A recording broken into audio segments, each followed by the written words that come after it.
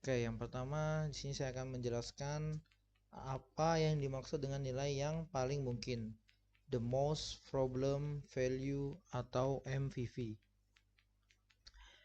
Adalah perkiraan nilai dari suatu parameter atau pengukuran yang dianggap paling mendekati nilai sebenarnya dalam konteks data yang tersedia. Dalam analisis data dan pengolahan pengamatan, terutama dalam geodesi atau survei, MVV adalah hasil dari proses estimasi yang mempertimbangkan ketidakpastian atau error dalam pengukuran.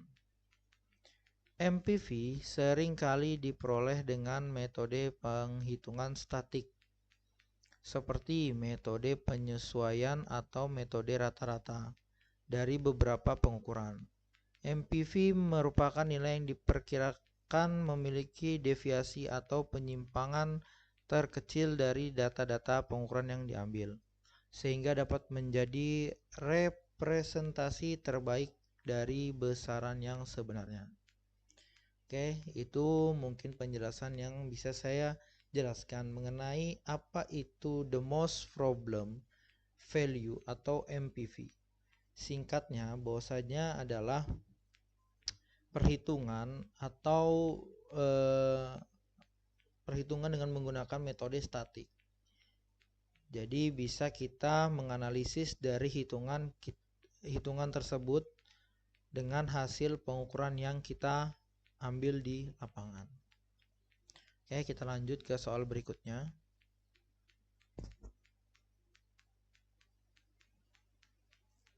Oke, soal berikutnya adalah jelaskan syarat hitung perataan kuadrat terkecil tertimbang Wagner least square adjustment. Tuliskan dalam bentuk persamaan.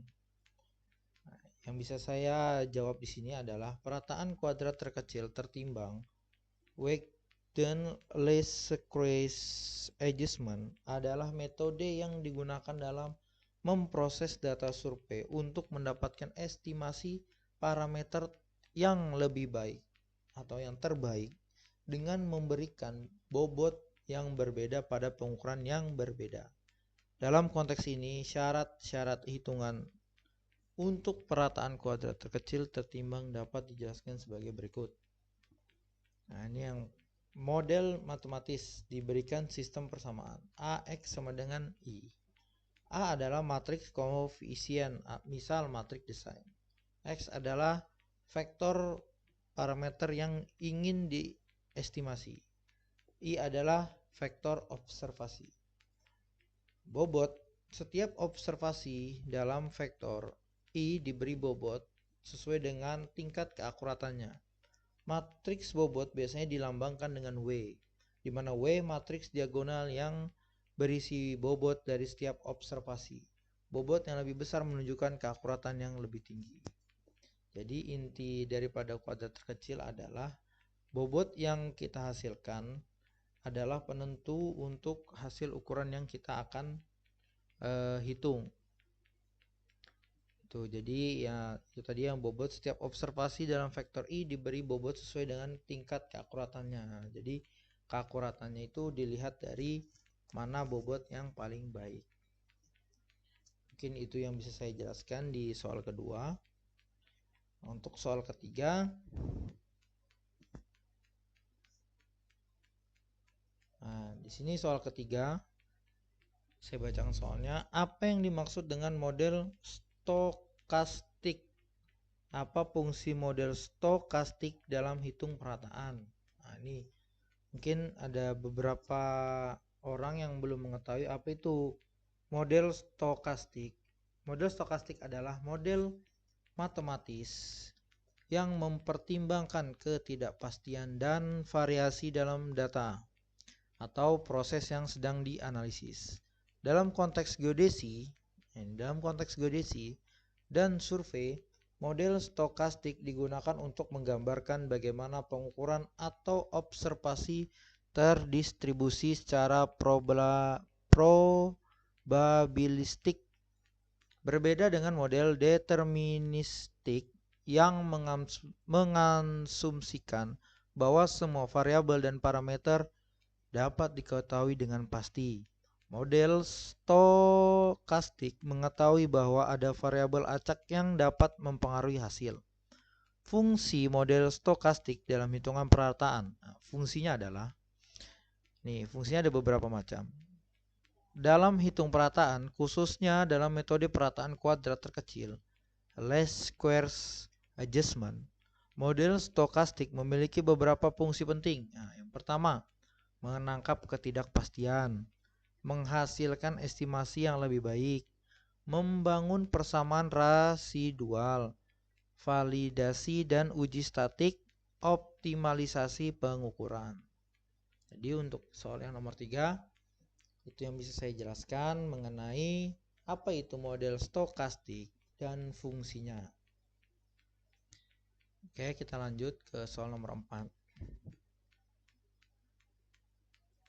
Nah, soal nomor 4.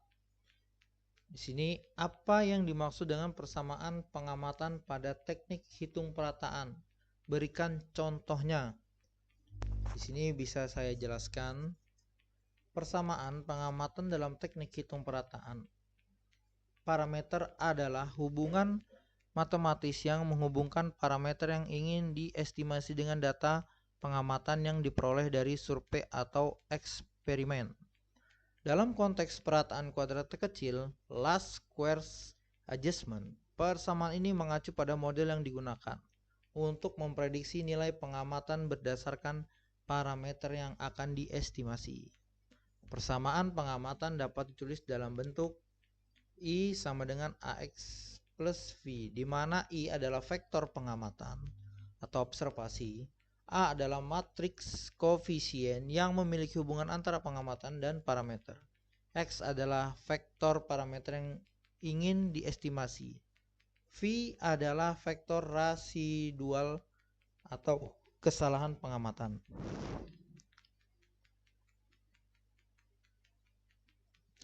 Nah, di sini mungkin ada contoh perhitungannya. Misalkan kita ingin melakukan survei untuk mengukur tinggi suatu bangunan. Dalam hal ini dapat menggunakan teknik triangulasi, di mana kita mengukur sudut dari beberapa titik yang sudah diketahui posisinya. Misalkan kita memiliki pengamatan sudut dari titik A dan B ke pucuk bangunan C. Sudut yang diukur dari titik A adalah dan dari titik B adalah dari titik A adalah alfa dan dari titik B adalah beta. Jarak antara titik A dan B adalah D.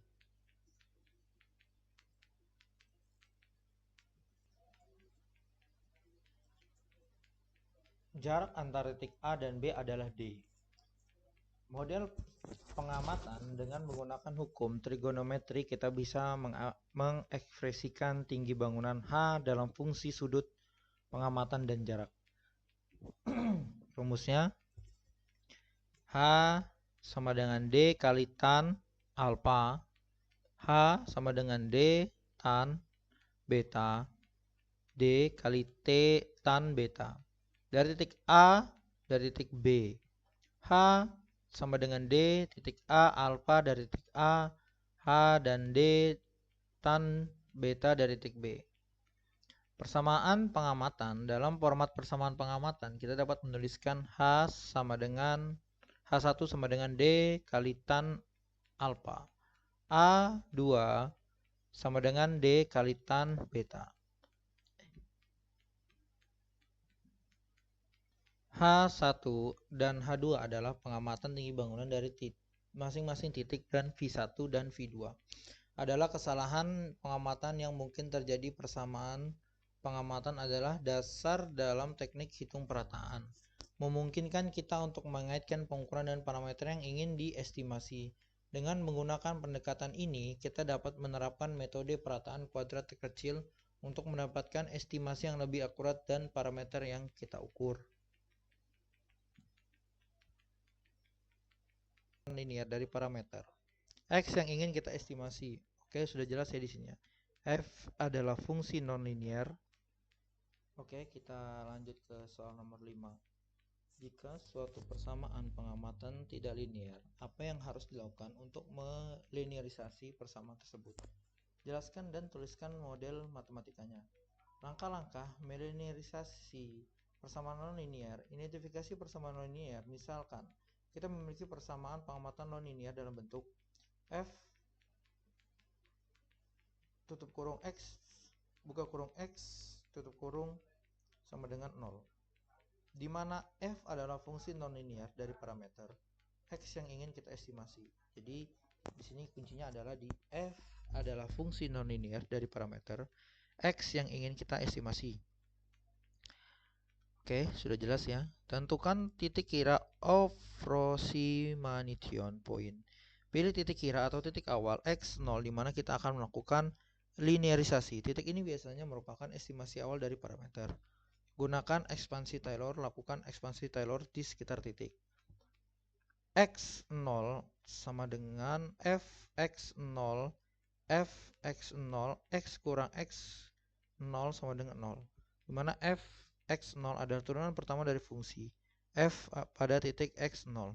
Ubah ke titik linear dari ekspresi di atas, kita dapat menyusun persamaan pengamatan linear.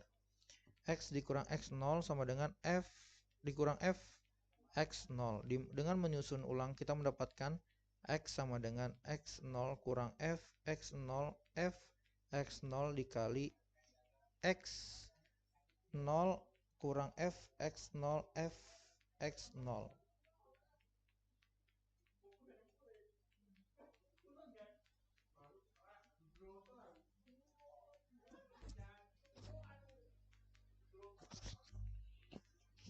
Bentuk persamaan, misalkan kita memiliki beberapa pengamatan yang dapat menulis sistem persamaan linear Ix tambah V, di mana A berisi nilai F, X0, dan V adalah residual. Contoh model matematikanya, misalnya kita memiliki pengamatan tinggi bangunan dalam fungsi non-linear. H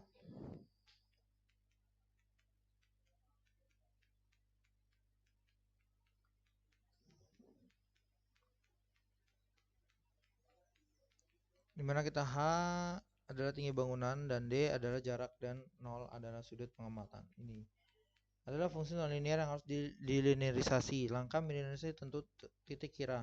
Misalnya kita mulai dengan sudut 00, hitung turunan DHD 0, D cos 0.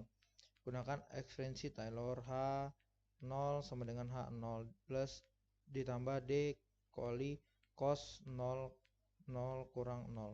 Ubah ke bentuk linear, kita bisa menyusun ulang persamaan tersebut. H0 kurang H0 D cos 0 0 0 kurang 0. H0 sama dengan H0 D cos 0 0 dikurang 0. Dengan asumsi bentuk sistem persamaan, dengan asumsi kita memiliki beberapa sudut 0, 1, 0, 2, kita dapat menyusun persamaan pengamatan ini dalam bentuk L sama dengan H1, H2, Hn sama dengan D sin 0, D sin 0, dan D sin kali 0 tambah V1, V2. Oke, kita lanjut ke soal nomor 6. Menyusun persamaan dalam matriks dari sistem persamaan.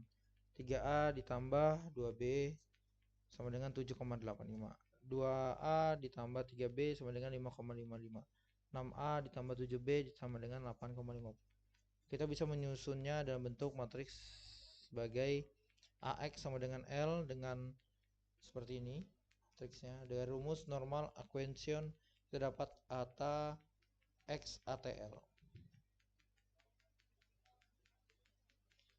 Oke, mungkin itu saja